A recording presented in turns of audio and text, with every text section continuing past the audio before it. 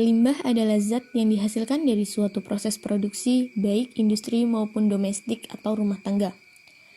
Limbah dapat berupa sampah, air kakus atau black water, dan air buangan dari berbagai aktivitas domestik lainnya atau grey water.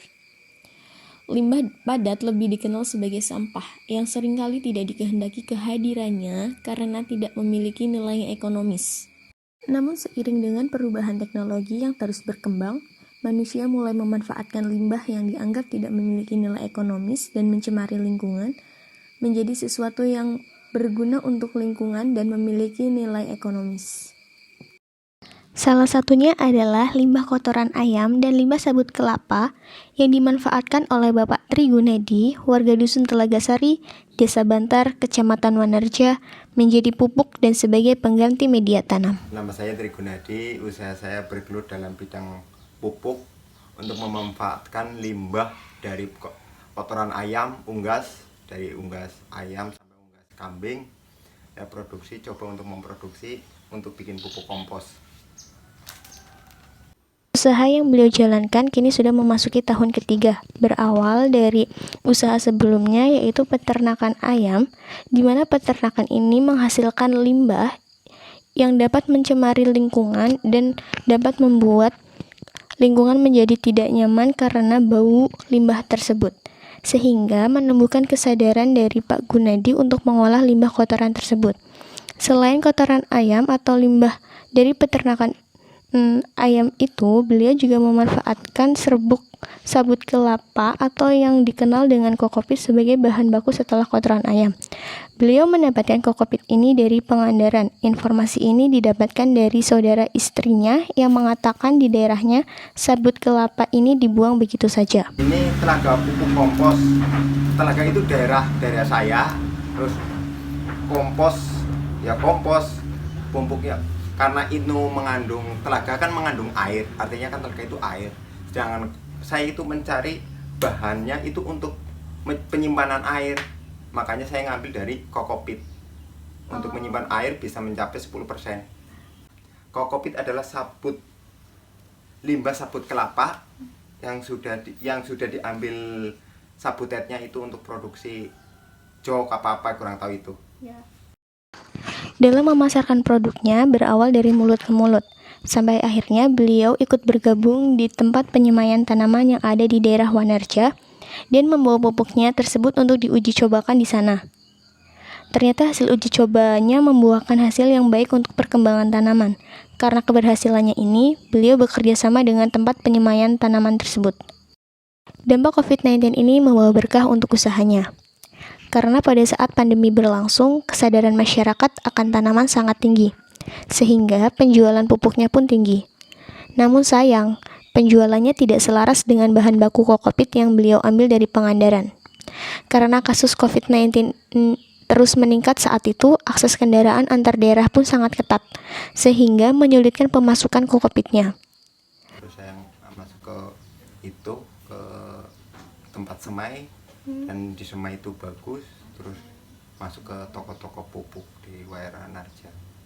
Nah, untuk sekarang permintaannya ada lagi atau enggak? Karena kemarin saya kekurangan bahan airnya, saya berhenti, terus diisi sama yang lain lah. Kalau pas di pandeminya itu pas sebenarnya kalau dibilang bagus ya bagus, karena yang kan untuk biasanya kan ramai pas kembang ini Mbak, iya. Bunga. Nah itu lagi banter benernya. Berarti di tahun 2019 cuman bahannya yang kita nggak bisa ngambil dari Pangandarannya, nggak bisa ke sini, nggak bisa lewat mobil.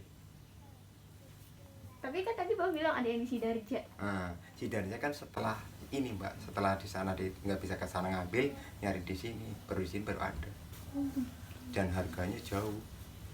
Karena kesulitan itu, akhirnya produksinya berkurang, sehingga beliau hanya melayani pembuatan pupuk untuk pelanggan tetapnya saja. Usahanya ya mau persaingan banyak sih ya Mbak, jadi mau bilang targetnya segini kayaknya susah sih udah. Ya mau pasti, cuman mungkin mau bikin yang mungkin kalau bisa sih yang tablet Mbak, pupuk yang dari kompos cuman yang tablet. Kalau bisa, cuman alatnya kan mahal. Ya semoga bisa. Itu aja. Ya. Nah, kebetulan nih, sebelum tadi melakukan sesi wawancara, beliau mau memberitahu bagaimana cara pembuatan pupuknya walaupun hanya sedikit. Yuk, langsung aja simak videonya. Untuk bahan-bahannya sendiri ada kokopit, kotoran ayam atau kambing, molase, EM4, air, dan sekam bakar. Pertama, ambil kotoran ayam atau kotoran kambing dan campur dengan kokopitnya. Perbandingan yang digunakan yaitu 2:1. Jika kotoran ayam 1 ember, maka kokopitnya 2 ember. Penggunaan kotoran ayam ini lebih baik karena teksturnya yang basah sehingga menguraikan bakteri dengan cepat. Setelah tercampur antara kokopit dengan kotoran ayam, kemudian campurkan pula molase dengan EM4.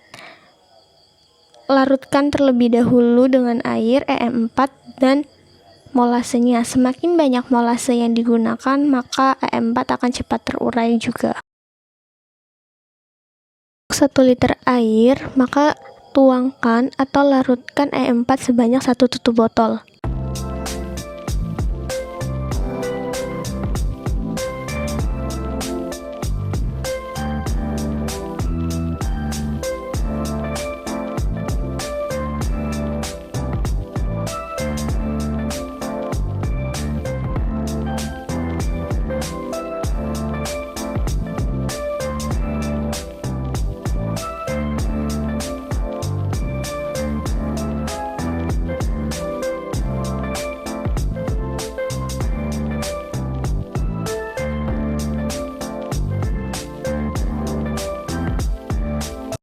Setelah EM4 dan molase tercampur, tuangkan ke dalam campuran kotoran ayam dan kokopitnya. Setelah semua bahan tercampur, tutup dengan rapat pupuk tersebut dan biarkan sampai 14 hari. Setelah 14 hari, pupuk siap untuk digiling dan digunakan. Wah, ternyata dari bahan yang kita anggap tidak memiliki nilai dan dapat mencemari lingkungan, jika diolah dengan baik dan benar, akan membuat limbah tersebut bernilai dan membuat nyaman lingkungan. Kepekaan kita terhadap sekitar lingkungan dapat menyelamatkan bumi kita dari iklim yang ekstrim. Sekian dari saya, terima kasih.